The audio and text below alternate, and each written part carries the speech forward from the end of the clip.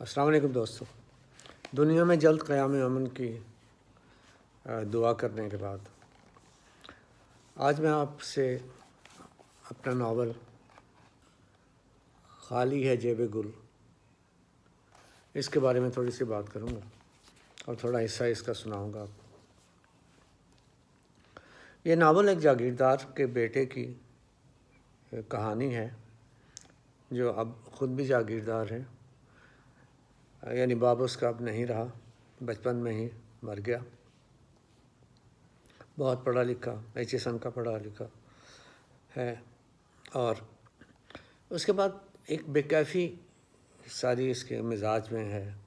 اسے ماڈرن بدھا بھی کہا گیا ہے، ماڈرن صدارت مہاتما بدھ، جدید زمانے کا۔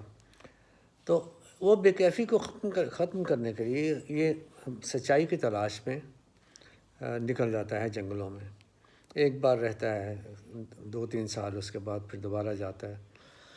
تو اب جو کہانی ہے وہ یہاں سے شروع ہوتی ہے کہ وہ وہاں سے جنگلوں سے واپس آتا ہے۔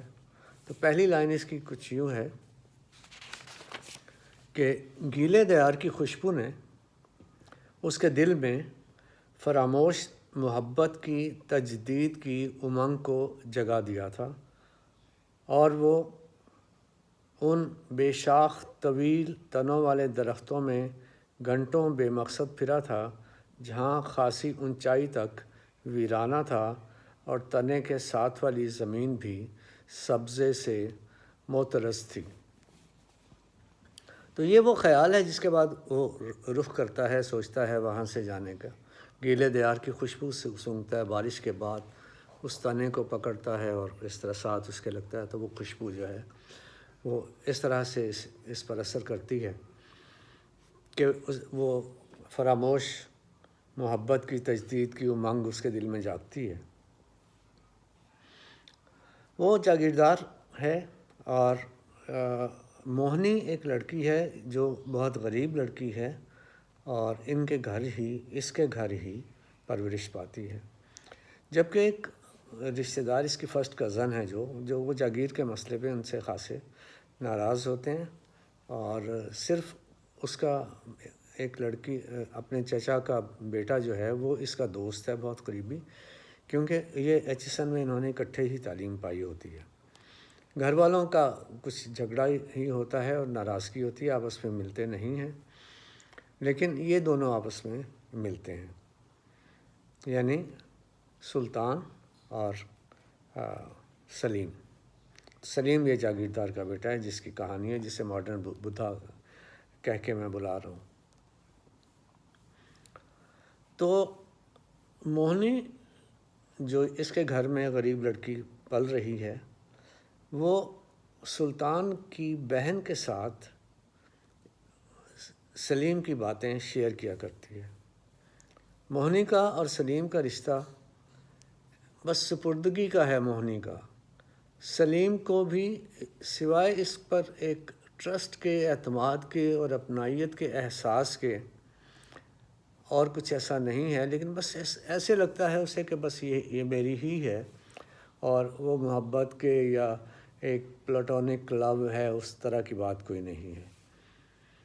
لیکن یہ جب سلیم کی باتیں سلیم کی کزن سے کرتی ہے، یعنی سلیم کے دوست سلطان کی بہن سے کرتی ہے، جس نے سلیم کو نہیں دیکھا، بڑے ہونے کے بعد بالکل نہیں دیکھا، اور یہ ان کا آپس میں انٹریکشن نہیں ہے، تو وہ اس کی باتوں سے اتنی محبت کرنے لگتی ہے کہ انہیں دہرا کے اسے لگتا ہے کہ جیسے یہ کچھ منتر بن گئے ہیں، اور وہ منتر جو ہیں وہ ایسے ہیں کہ جو بار بار دہرانے کے بعد اس کے ذہن پہ، اس کے خیالوں پہ، اس کے احساسات پہ، اس کی سوچوں پہ اس طرح سے انہوں نے گھیراؤ کر رکھا ہے کہ وہ جیسے سوچتی ہے وہی اس کا ایک منتہا نظر ہوتا ہے، اور وہ بغیر کسی خواہش کے، بغیر کسی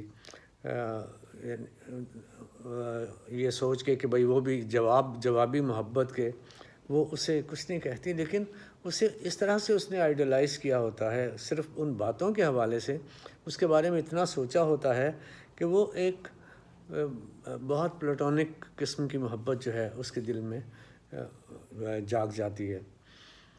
تو پھر ایک صورتحال ایسی بنتی ہے کہ اس کی شادی ہو جاتی ہے. اسی کی ادا اس کا نام ہے، سلیم کی کزن کا، اس جاگیردار کی، جو قطع دنیا ترک کر کے دنیا چلا جاتا ہے جنگلوں میں سچائی کی تلاش میں. پھر دوسری بار بھی جاتا ہے. تو دوسری بار جب جانے کے بعد اب یہ پرماننٹ آنے کا سوچتا ہے، تو وہاں کی یہ لائن ہے جو میں نے آپ کو سنائی ہے کہ گیلے دیار کی خوشبو نے اس کے دل میں فراموش محبت کی تجدید کی امنگ کو جگا دیا تھا. تو یہ ہیں کچھ شروع میں ہے کہ اس کے بعد کہ اس کے احساسات کیا ہیں، وہ کس طرح نکلتا ہے. لیکن اس کے بعد پھر وہ جب دوبارہ اس میں تھوڑا سا وہ فلسفیانہ اور کچھ اور قسم کی باتیں جو آ جاتی ہیں، یا جو نتائج اس نے اخذ کیے ہوتے ہیں کچھ اس طرح اس کا اثر آ جاتا ہے. تو بعد میں اسی سلسلے کو، اسی فیلنگ کو جب آنے لگتا ہے، اس کا تھوڑا اور ذکر ہے نئے چیپٹر میں. تو اس کے میں آپ کو تھوڑی سی ریڈنگ جو ہے 5-7 منٹ کی وہ کر کے بتا دیتا ہوں. سورج کا سرا ابھی افق سے لگا ہی تھا کہ وہ جاگیر کو روانہ ہو گیا. ہمیشہ وہاں رہنے کے لیے وہ ارادہ تو کر چکا تھا، مگر وہ یہ ضرور محسوس کر رہا تھا کہ اسے وہاں کی اتنی پیاس نہیں جتنا مضبوط ارادہ کر کے وہ اپنے پہلے قدم بڑھا چکا تھا. وہ جوں بڑھتا گیا، چڑھتی مایوسی کا پیمانہ بھی بڑھتا گیا، اور پھر اس کے چھلکنے سے پہلے ایک ایسے مقام پر کھڑا تھا جو بالکل سپاٹ تھا. اس نے اس لمحے کو ساکت پایا، مگر دل کا خالی پن جب چھلکنے لگا تو وہ چل دیا اور اسی مایوسی اور دل کے خالی پن کے ہمراہ چلتا رہا. آپ کا دل بہت زور سے لگتا ہے. اسے یہ آواز سنائی دی تو ایسے لگا کہ بجلی کے گرنے سے پہاڑ کی بند چوٹی نے کھل کر چشمے کو راستہ یوں ہی دیا ہوگا.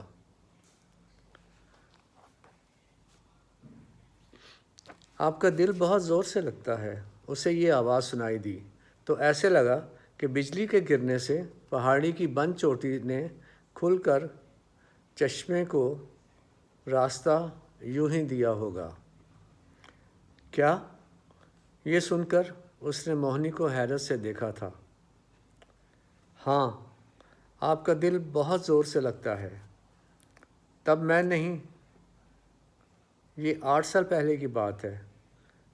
وہ شرمائے، نظریں جھکائے، اپنی 18ویں سالگرہ کے دن اسے یاد دلا رہی تھی.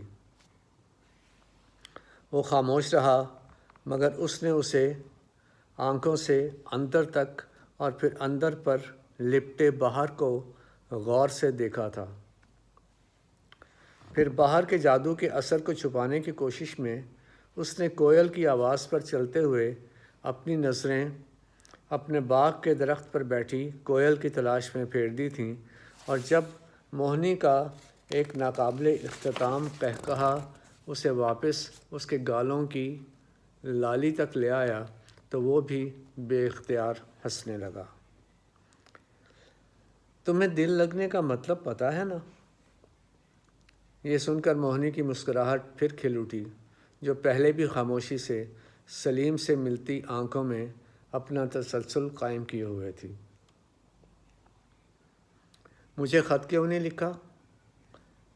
یہ تو میرا اتفاقاً آنا ہو گیا. وہ ذرا خاموش ہوئی تو اس نے کہا تھا. وہ پھر دھیما سا ہنس کر نظریں اس پر گاڑے رہی. بتاؤ، سلیم نے اسے بازوؤں سے پکڑتے ہوئے کہا تھا. پھر وہ ہونٹوں سے نہ ہنسی تھی. آپ کو دل زور سے لگنے کا مطلب پتہ ہے کیا ہوتا ہے؟ اس نے کہا، اور سلیم کی آنکھوں میں اس سارے واقعے کی دہرائی ہو گئی جب وہ اس کی سسکیاں سن کر اس کے ساتھ جا لیٹی تھی. اس یاد کی گواہی جب موہنی کے بازوؤں پر پڑی سلیم کی پوروں نے بھی دینا شروع کی تو موہنی نے آنکھیں نیچے کر لیں.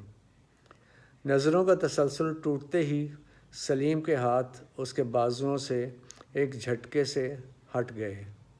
موہنی کی سپردگی چند لمحے اور اس کا انتظار کر چکی تو اس نے سلیم کی طرف دیکھا۔ وہ باغ میں سے گزرتا باہر جا رہا تھا، مگر اپنے ہر قدم پر موہنی کے اچنبے اور شرارت بھری ہنسی اس کے کانوں میں گونجتی رہی تھی، جو تھوڑی دیر پہلے موہنی کے دل سے پھوٹی تھی۔ یہ واقعہ یاد آیا تو اس نے اپنے ارد گرد یوں دیکھا جیسے اس ہنسی کو تلاش کر رہا تھا یا اس کا پیچھا کر رہا تھا۔ پھر اسے موہنی کی یاد کے دوران اس سے آخری ملاقات اس کے ذہن میں آئی اور اسے دوبارہ الجھن سی ہونے لگی۔ پھر اس نے چند روز پہلے والے خواب کے بارے میں سوچنا شروع کر دیا اور اسی میں بہت دیر تک ڈوبا رہا۔ اسی دوران اس نے خیالوں میں ایک ایسا معاشرہ دیکھا جس میں کم سے کم رابطے کا اور تجربے کے بیان کا شور تھا۔ وہاں چپ کے روزے رکھنے کا بھی رواج تھا اور ایسا کرنے والے لوگ محترم سمجھے جاتے تھے۔ اس نے دیکھا کہ ناروا شور کا شکار ہونے والے معصوم خوش ہیں اور شور کرنے والوں نے خاموشی کے راستے اپنی جبلتوں کے رخ موڑ دیے ہیں، اور کچھ ایسے بدقسمت ہیں جو خاموشی کے راستے اپنی انہی پرانی جبلتوں کی تسکین کے راستے ڈھونڈ رہے ہیں۔ وہ بدقسمت جب تک وہ راستے تلاش کر کے ایک بار پھر حاوی نہیں ہو جاتے، تب تک کا وقت ہے، زندگی ہے، حال ہے۔ اسی معاشرے کا تصور ابھی ادھورا ہی تھا کہ اسے پیاس نے ستایا اور وہ اس راستے پر چل پڑا جو ندی کو جاتا تھا۔ تو یہ وہ اس کی کیفیت جاری تھی جو شروع میں بھی آتی ہے اور اس کے بعد یہاں پر بھی اس کا حوالہ دیا گیا ہے، اور اسی کیفیت میں وہ اپنی جاگیر کی طرف، اپنے گاؤں کی طرف، اپنے قصبے کی طرف وہ بڑھتا چلا آتا ہے، جس میں وہ کشش بھی، اس کشش کا بھی ذکر ہے جو اسے وہاں سے لے کے آئی ہے، اور دیگر معاملات بھی جو زندگی کے حقائق جو اس کے نتائج ساتھ لے کے چل رہا ہے۔ لیکن اب اس میں وہ جذبات بھی نئے شامل ہو گئے ہیں جنہیں وہ دنیا داری کے حوالے سے بھی کچھ مس کر رہا ہے۔ اوکے جی، شکریہ، خوش رہیے۔